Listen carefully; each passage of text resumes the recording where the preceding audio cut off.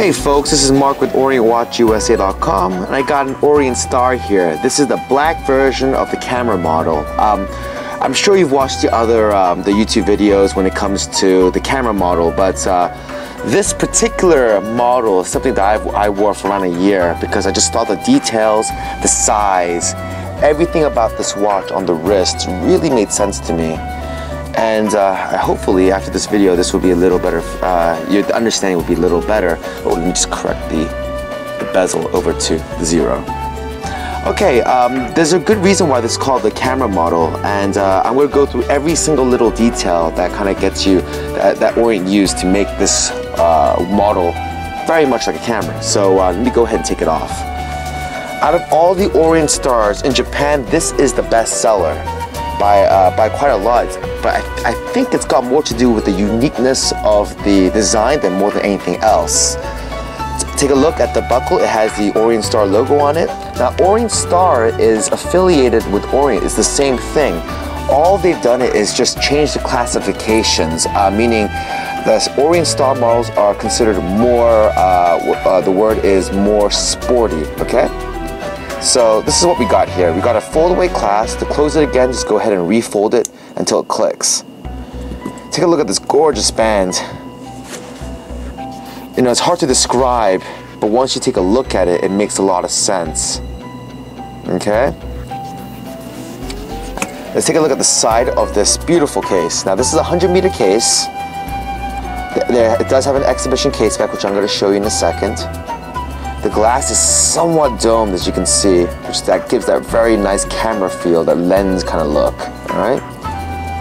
Let's take a look at the case from this side. Take a look right here. I have this, like a camera pusher. They made a shoulder right next to the crown. Crown is smooth on this side, it's matted, and it's edged on the crown, like most crowns. Alright, I'm going to use the stand. So actually, before I do that, I've got to show you the exhibition case back, don't I? The back of your watch will look like this. You'll notice that the top, this plate over here, as well as the oscillating weight, is completely dressed. Dressed meaning that it's been polished in a certain way so that you can see it. It does have the certain stamps, what is it called, caliber stamps on the oscillating weight. That's the balance wheel, which you'll be able to see on the other side. And I don't know if you can see it from the camera, but it's oscillating around 6 times a minute. Not a minute, a second. The reason why the mechanical watches have a seamlessly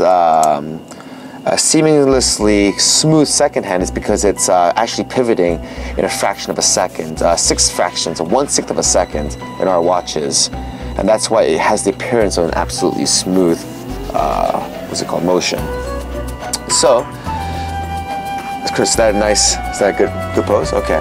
So now let's take a look at the watch. Just try to get a really close up, Chris, so I can explain it.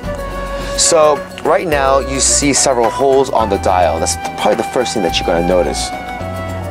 That right there is the balance wheel, which I showed you through the exhibition case back.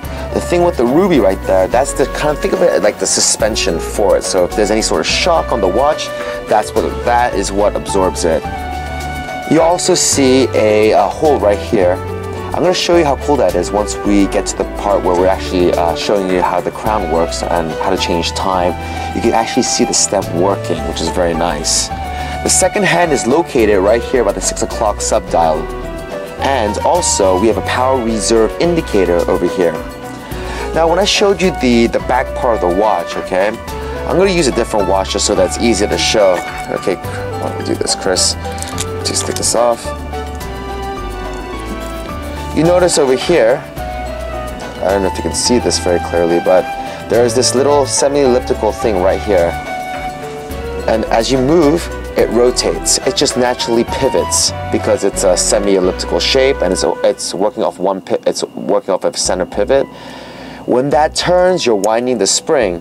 The spring is wound, but you don't know how much power there is. And that's what the power reserve indicator is. Think of it like a fuel gauge. It lets you know how much power you got in the spring at a specific time. So in our example, it says 25, right? Or well, approximately 25.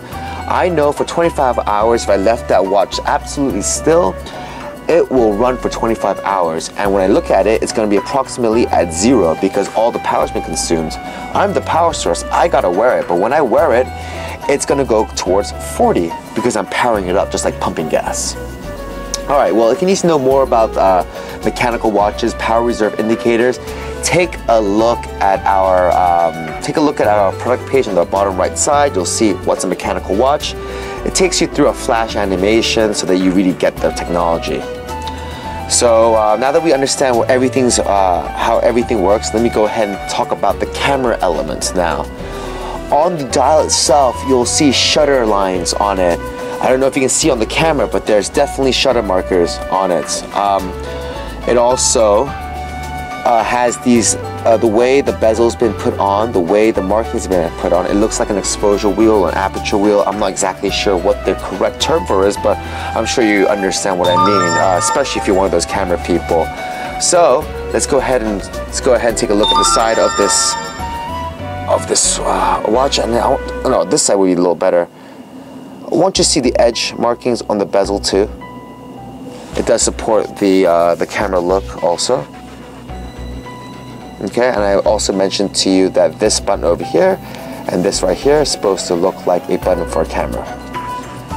Okay folks, I hope you enjoyed the video. I wish I could do a better job because if you saw this in real life, you'd be extremely happy to have one of these. So, alright folks, this is YFH02001B, but before you go, I also want to show you that it does also come in a white variation like this.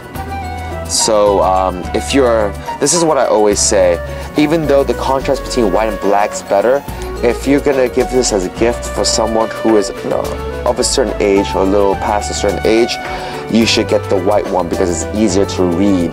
There's nothing more frustrating than giving a watch as a gift and you can't read it. So that's just something to know. Okay? Okay, this is Mark Kim with OrientWatchUSA.com. I hope to see you wearing one of these soon.